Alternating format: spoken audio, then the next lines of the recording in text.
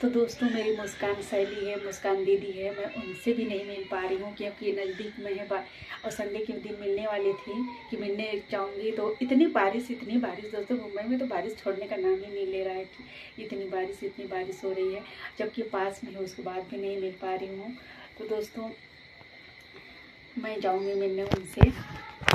और मुस्कान जी, आपके लिए वीडियो है। आप अगर आपको टाइम मिल पा रहा है तो आप मेरे पास आ जाइए मिलने,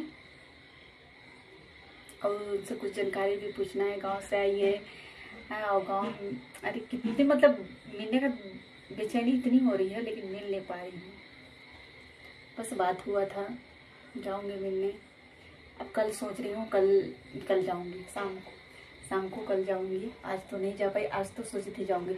आज आई, काम वाम करने लगी, करो थोड़ा, फिर बिजी रह गई, फिर नहीं जा पाई।